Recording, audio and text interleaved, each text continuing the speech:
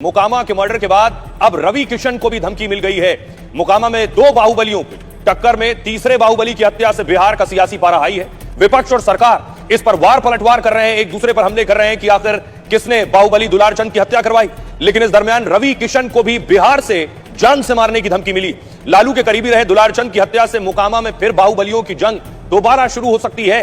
लेकिन आज रवि किशन थे योगी आदित्यनाथ के साथ। किसी ने सोचा भी नहीं था कि ऐसा होगा कि रवि किशन को कोई धमकी देगा। इस बीच बीजेपी के साथ रवि किशन को भी मारने की धमकी मिली है। उन्हें फोन आया और फोन पर बाकायदा रवि किशन की एक टिप्पणी का मुद्दा बनाया गया और रवि किशन को भी मारने की थ्रेट मिली है। रवि किशन सोचिए बिहार आने वाले हैं प्रचार करने के लिए, और बिहार आने से पहले रवि किशन को जान से मारने की धमकी देने का मतलब क्या है? क्या इसके पीछे कोई बड़ी साजिश है? जरा रिपोर्ट देखिए।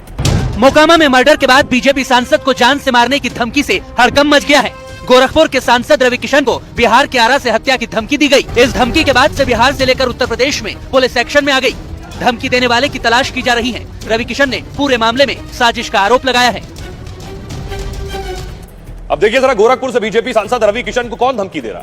दरअसल यादवों पर कमेंट पर गोली मारने की धमकी दी गई है। आरोप लगाया है कि रवि किशन ने यादवों पर कोई कमेंट किया था। रवि किशन के निजी सचिव को फोन पर जान से मारने की धमकी मिली। बिहार के आरा से अजय यादव ने निजी सचिव को फोन किया है, यानी फोन करने वाले का नाम अजय यादव है। फोन करते ही सीधे रवि किशन को जान से मारने की धमकी दी। रवि किशन के निजी सचिव ने आपत्तिजनक बयान से इनकार किया। उन्होंने कहा रवि किशन ने ऐसा कुछ नहीं कहा है। इस पर आरोपी ने भड़कते हुए 4 दिन बाद हत्या की धमकी दी है। 4 दिन का अल्टीमेटम रवि किशन को मिला।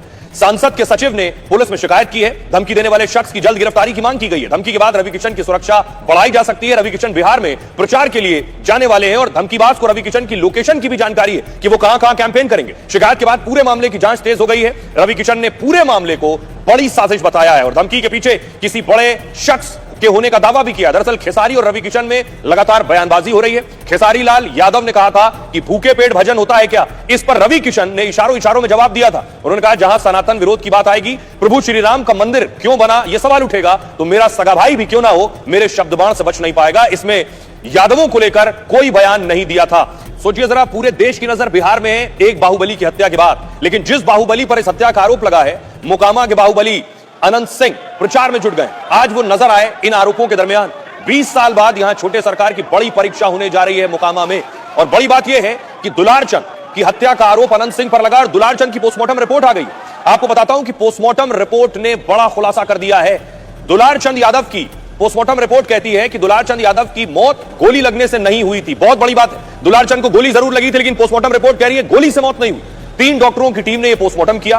पैर में लगी गोली आर पार निकल गई थी। इस गोली की वजह से दुलारचंद की हत्या नहीं हुई, यह भी कहा गया। हत्या की असली वजह है फेफड़े का फट जाना, यानी दुलारचंद के लंग्स फट गए थे। कार्डियो रेस्पिरेटरी फेल्योर की वजह से उनकी मौत हुई। पीठ पर किसी भारी वस्तु से जोरदार धक्का लगा जिससे दुलारचंद जमीन पर गिर पड़े। इससे सीने की उनकी कई पसलियां टूट गईं, फेफड़ा बुरी तरह से क्षतिग्रस्त हो गया। सांस रुकने से उनकी हृदय गति थम गई, यानी दिल भी काम करना बंद कर चुका था। दुलारचंद की मौत हृदय गति रुकने से हुई है। एड़ी में गोली, पसलियां टूटी मिली। यह रिपोर्ट जांच अधिकारी को सौंप दी गई है। पुलिस ने फोरेंसिक जांच के भी आदेश दे दिए और इस मामले में लापरवाही बरतने पर पुलिस पर गाज गिरी है। आपको बताऊं, बिहार में 2 पुलिस वालों को सस्पेंड कर दिया गया है और इसकी जांच जारी है।